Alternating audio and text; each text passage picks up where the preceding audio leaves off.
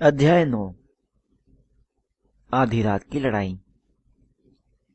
Harry ने कभी सोचा भी नहीं था कि वह किसी ऐसे लड़के से मिलेगा जिससे वह डडली से भी ज्यादा नफरत करेगा, परंतु यह तब तक की बात थी जब वह ड्रैको मैल्फॉय से नहीं मिला था। गरुड़ द्वार के फर्स्ट ईयर के विद्यार्थी नागशक्ति हाउस के साथ सिर्फ जादुई काढ़े की ही क्लास में बैठते थे, इसलिए उनका मैल्फॉय से ज्यादा पाला नहीं पड़ता था। यह कम से कम तब तक तो रही जब तक उन्हें गरुड़ द्वार के हॉल में लगा वह नोटिस नहीं दिखा जिसे पढ़ने के बाद उनके मुंह से आह निकल गई। उड़ने की क्लास बुधवार को शुरू हो रही थी और गरुड़ द्वार तथा नागशक्ति दोनों उसमें एक साथ सीखेंगे। बहुत बढ़िया, हैरी ने उदास होकर कहा। मैं हमेशा से यही तो चाहता था कि मैं मैल्फॉय के सामने जादुई झाड़ू पर अपने आप को मूर्ख साबित करूं। उड़ना सीखने के लिए वह जितना बेताब था उतना किसी दूसरी चीज सीखने के लिए नहीं था। तुम्हें क्या पता कि तुम अपने आप को मूर्ख साबित करोगे, रोन ने समझदारी से कहा। मैं जानता हूँ कि मैल्फॉय हमेशा डिंगे हाँकता रहता है कि वह कितना अच्छा क्विडिच खिलाड़ी है, पर मुझे लगता है कि वह फेंकता है। यह सच था कि मैल्फॉय उड़ने के बारे में बहुत बातें करता था। वह जोर जोर से शिकायत करता था कि फर्स्ट ईयर के विद्यार्थियों को क्विडिच टीम में शामिल होने का मौका नहीं दिया जाता। इसके साथ ही वह शेखी बगाड़ने वाली लंबी कहानियां सुनाया करता था, जो हमेशा इस मोड़ पर खत्म होती थी कि वह हेलीकॉप्टर में बैठे मगलों से किस तरह बाल बाल बचा। वैसे इस तरह की बातें करने वाला वह अकेला विद्यार्थी नहीं था। सीमस फिनिगन भी कहता फिरता था कि उसने अपना ज्यादातर बचपन देहात में अपनी जादुई झाड़ू पर उड़ते हुए बिताया था। यहाँ तक कि रोन भी हर उस आदमी को बताता था जो उसकी बात सुनने के लिए तैयार होता था कि एक बार चार्ली की पुरानी झाड़ू पर वह एक हैंग ग्लाइडर से टकराते टकराते बचा था। जादूगरों के परिवार से आया हर बच्चा क्विडिच के बारे में लगातार बातें करता था। फुटबॉल को लेकर रोन के डीन थॉमस से पहले ही लंबी बहस हो चुकी थी, जो उन्हीं के कमरे में सोता था। रोन की समझ में नहीं आता था कि ऐसे खेल में क्या मजा आ सकता है जिसमें केवल एक ही गेंद हो और किसी को उड़ने की इजाजत ना हो। हैरी ने देखा था कि डीन की वेस्ट हैम फुटबॉल टीम के पोस्टर में रोन खिलाड़ियों को कोंच रहा था और कोशिश कर रहा था कि खिलाड़ी हिले। नेविल जादुई झाड़ू पर कभी नहीं चढ़ा था क्योंकि उसकी दादी ने उसे इसकी इजाजत नहीं दी थी।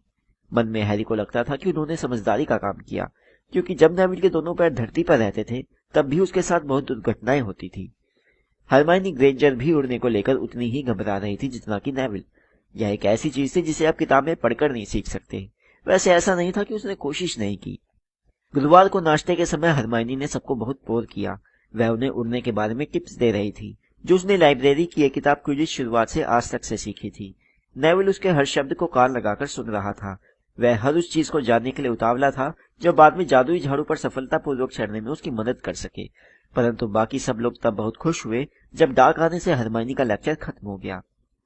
हैग्रिड की चिट्ठी मिलने के बाद से हैरी के नाम कोई भी चिट्ठी नहीं आई थी और मैलफॉय ने इसे जल्दी ही भाप किया।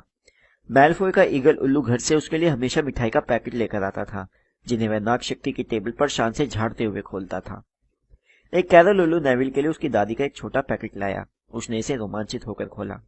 पैकेट में बड़े कंचे के आकार की कांच की गेंद निकली, जिसमें सफेद धुआं भरा था। उसने सबको वो गेंद दिखाई। इसे भूलना जाना कहते हैं, उसने बताया। दादी जानती है कि मुझे भूलने की आदत है। यह आपको बताता है कि कहीं आप कोई चीज भूल तो नहीं गए हैं। देखो, इसे इस तरह कसकर पकड़ते हैं और अगर यह लाल हो जाए तो। ओह, उसका चेहरा लटक गया क्योंकि भूलना जाना अचानक लाल हो गया था। तुम कुछ भूल गए हो। नेविल यह याद करने की कोशिश कर रहा था कि वह क्या भूल गया था। तभी ड्रैको मैल्फॉय ने, जो गरुड़ द्वार की टेबल के पास से गुजर रहा था, उसके हाथ से भूलना जाना छीन लिया। हैरी और रोन एकदम से उछलकर खड़े हो गए। वे लोग मैल्फॉय से लड़ने का बहाना ढूंढ रहे थे, परंतु प्रोफेसर मैकगोनागल, जो स्कूल में किसी भी टीचर से ज्यादा तेजी से समस्या को भांप सकती थी, पलक झपकते ही वहां पर आ गई। क्या हो रहा है? मैल्फॉय ने मेरा भूलना जाना ले लिया है प्रोफेसर। गुस्से से घूरते हुए मैल्फॉय ने भूलना जाना को एक बार फिर टेबल पर जल्दी से गिरा दिया। मैं तो बस देख रहा था, उसने कहा, और वह क्रैब व गोल के साथ वहां से खिसक लिया। उस दोपहर 3:30 बजे हैरी, रोन और गरुड़ द्वार के बाकी बच्चे सामने वाली सीढ़ियों से नीचे उतरकर मैदान में पहुंचे, जहां उनकी उड़ने की पहली क्लास लगने वाली थी। मौसम साफ था, हवा चल रही थी और घास उनके पैरों के नीचे चट चट की आवाज कर रही थी। वे लोग ढलवा मैदान से होते हुए एक सपाट मैदान की तरफ बढ़े, जो अंधेरे जंगल की विपरीत दिशा में था, जिसके पेड़ दूर लहराते दिख रहे थे। नागशक्ति के विद्यार्थी पहले ही वहां पहुंच चुके थे। 20 जादुई झाड़ुएं लाइन से जमीन पर रखी थी। हैरी ने फ्रेड और जॉर्ज वीजली के मुंह से सुना था कि स्कूल की झाड़ुएं आदर्श नहीं थी, क्योंकि ज्यादा ऊंचाई पर उड़ते समय इनमें से कुछ हिलने लगती थी या हमेशा थोड़ी बाईं तरफ उड़ती थी। उनकी टीचर मैडम हुच आ गई। उनके बाल छोटे और भूरे थे तथा उनकी पीली आंखें बाज की तरह थी। तो इंतजार किस बात का है? उन्होंने तेज आवाज में कहा। तुम सब एक एक जादुई झाड़ू के पास खड़े हो जाओ, चलो जल्दी करो। हैरी ने अपनी झाड़ू की तरफ देखा। यह पुरानी थी और उसमें से कुछ शाखाएं कहीं कहीं बाहर निकल रही थी। अपनी झाड़ू के ऊपर अपना दाहिना हाथ लाओ, मैडम हूच ने आगे कहा, और बोलो ऊपर ऊपर। सब चिल्लाए। हैरी की झाड़ू तत्काल उसके हाथों में कूदकर आ गई, परंतु बहुत कम झाड़ुओं ने ऐसा किया। हरमानी ग्रेंजर की झाड़ू जमीन पर सिर्फ लुढ़की और नेविल की तो बिल्कुल भी नहीं हिली। हैरी ने सोचा शायद घोड़ों की तरह झाड़ुएं भी समझ जाती है कि आप डरे हुए हैं। नेविल की आवाज की थरथराहट साफ बता रही थी कि वह अपने पैर जमीन पर ही रखना चाहता था। मैडम हूच ने उन्हें बताया कि किस तरह झाड़ू पर चढ़ा जाए ताकि वे दूसरे सिरे से ना फिसले, और इसके बाद वे इधर से उधर घूमकर उन्हें झाड़ू पकड़ने का सही तरीका सिखाती रही। जब मैडम हूच ने मैलफॉय को यह बताया कि वह कई सालों से झाड़ू को गलत तरह से पकड़ रहा था, तो हैरी और रॉन को मजा आ गया। अब जब मैं सीटी बजाऊं तो तुम जमीन पर पैर मारकर उछलना, मैडम हूच ने कहा। अपनी झाड़ू सीधी रखना, कुछ फुट ऊपर उठना और फिर हल्के से आगे की तरफ झुककर धीरे से नीचे उतर आना। मेरी सीटी बजते ही 3, 2। परंतु नेविल तो इतना घबराया हुआ था और जमीन पर बने रहने से इतना डरा हुआ था कि उसने मैडम हूच की सीटी के उनके होठों तक पहुंचने से पहले ही जमीन पर कसकर पैर मार दिए। वापिस आ जाओ लड़के, वे चीखी, परंतु नेविल तो बोतल से निकले कॉर्क की तरह सीधे ऊपर उठ रहा था। 12 फुट, 20 फुट। हैरी ने देखा कि जमीन को दूर होते देखकर नेविल का डरा हुआ चेहरा सफेद हो गया। उसका मुंह खुला हुआ था। फिर वह अपनी झाड़ू पर से फिसला और धम, एक जोरदार आवाज, एक धमाका, और नेविल घास पर किसी गठरी की तरह औंधे मुंह पड़ा हुआ था।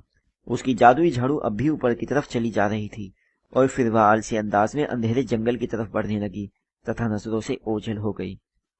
मैडम हूच नेविल के ऊपर झुकी और उनका चेहरा भी उतना ही सफेद था जितना कि नेविल का था। कलाई की हड्डी टूट गई है, हैरी ने उन्हें बुदबुदाते हुए सुना।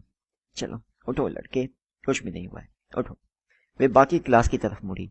तुम में से कोई भी अपनी जगह से नहीं हिलेगा। मैं इस बच्चे को हॉस्पिटल ले जा रही हूँ। तुम इन झाड़ुओं को वहीं पड़े रहने दो जहां वे है, वरना तुम क्विडिच कह पाओ उससे पहले ही हॉगवर्ट्स से बाहर दिखोगे। चलो बेटे। नेविल के चेहरे पर आंसू बह रहे थे। उसने अपनी कलाई पकड़ रखी थी। वह मैडम हूच के साथ लगड़ाते हुए चल रहा था और मैडम उसके कंधे पर अपना हाथ रखे थी। जैसे ही वे इतने दूर पहुंचे कि आवाज ना सुन पाए, मैलफॉय ने ठहाका लगाया। तुमने मोंटे का चेहरा देखा? नागशक्ति के दूसरे विद्यार्थी भी उसके साथ हंसने लगे। चुप रहो मैलफॉय, पार्वती पाटिल ने कड़वाहट से कहा। आहा, लॉन्गबॉटम की तरफदारी कर रही हो, पैंसी पार्किंसन नाम की सख्त चेहरे वाली नागशक्ति की लड़की ने कहा। मुझे नहीं लगता था कि तुम्हें रोने वाले छोटे बच्चे पसंद आते होगी पार्वती। देखो, मैलफॉय ने आगे की तरफ झपटकर घास में से कुछ उठाते हुए कहा। यह रही वह मूर्खतापूर्ण चीज जो लॉन्गबॉटम को उसकी दादी ने भेजी थी। जब उसने भूल ना जाना को ऊपर उठाया तो वो सूरज की रोशनी में चमकने लगा। इसे मुझे दे दो मैलफॉय, हैरी ने धीरे से कहा। सब चुप होकर उन दोनों को देखने लगे। मैलफॉय के चेहरे पर शैतानी मुस्कुराहट थी। मैं सोचता हूँ इसे किसी ऐसी जगह पर रख दूं जहां से लॉन्गबॉटम इसे उठा सके, जैसे किसी पेड़ के ऊपर। इसे मुझे दे दो, हैरी चीखा, परंतु मैलफॉय तब तक अपनी जादुई झाड़ू पर कूदकर चढ़ गया और ऊपर उड़ने लगा। वह झूठ नहीं बोल रहा था, वह अच्छी तरह उड़ सकता था। बलूत के पेड़ की सबसे ऊंची शाखाओं के बराबर पहुंच जाने के बाद वह बोला, आओ इसे ले लो पॉटर। हैरी ने अपनी झाड़ू उठाई। नहीं, हरमाइनी ग्रेंजर चिल्लाई, मैडम हूच ने हमसे कहा है कि हम हिले भी नहीं, तुम हम सबको मुसीबत में डाल दोगे। हैरी ने उसकी बात नहीं सुनी। उसके कानों में खून की गर्मी थी। वह अपनी झाड़ू पर चढ़ा और जमीन पर तेजी से पैर मारे। वह ऊपर और ऊपर उड़ता चला गया। हवा उसके बालों के बीच से तेजी से जा रही थी और उसके कपड़े हवा में पीछे लहरा रहे थे। एक जबरदस्त खुशी के साथ उसे यह एहसास हुआ कि कोई चीज तो थी जो वह बिना सिखाए कर सकता था। यह आसान था, यह अद्भुत था। उसने अपनी जादुई झाड़ू को थोड़ा और ऊपर कर लिया। उसे जमीन पर खड़ी लड़कियों की चीखें और आवाजें सुनाई दे रही थी और रोन की प्रशंसा भरी शाबाशी भी। उसने अपनी जादुई झाड़ू को हवा में ही मैलफॉय की तरफ तेजी से मोड़ा और उसके सामने आ गया। मैलफॉय को काटो तो खून नहीं था। इसे मुझे दे दो, हैरी ने कहा, वरना मैं तुम्हें झाड़ू से नीचे गिरा दूंगा। ऐसा क्या? मैलफॉय ने व्यंग्य से मुस्कुराने की कोशिश की, परंतु साफ नजर आ रहा था कि उसे चिंता हो रही थी। हैरी ना जाने कैसे यह जानता था कि क्या करना है। वह आगे झुका, अपने दोनों हाथों से झाड़ू को कसकर पकड़ा और किसी भाले की तरह मैलफॉय की तरफ तेजी से चल पड़ा। मैलफॉय समय रहते उसके रास्ते से हट गया। फिर हैरी ने एक तीखा मोड़ लिया और झाड़ू को बीच हवा में रोक दिया। नीचे खड़े कुछ लोग ताली बजाने लगे। मैलफॉय, यहाँ पर तुम्हारी जान बचाने के लिए क्रैब और गोयल नहीं है, हैरी ने उसे याद दिलाया। यही विचार मैलफॉय के मन में भी आ रहा था। अगर इसे पकड़ सकते तो पकड़ लो, मैलफॉय चीखा और कांच की गेंद को हवा में ऊपर उछालकर वह तेजी से जमीन पर लौट आया। हैरी ने जैसे यह धीमी गति में देखा कि गेंद हवा में उठ रही थी और फिर वह गिरने लगी। वह आगे झुका और उसने अपनी झाड़ू के हैंडल को नीचे की तरफ किया। अगले ही पल वह तेजी से सीधे उतरते हुए गेंद का पीछा कर रहा था। हवा उसके कानों में सीटी बजा रही थी। उसे देखने वालों की चीखें सुनाई दे रही थी।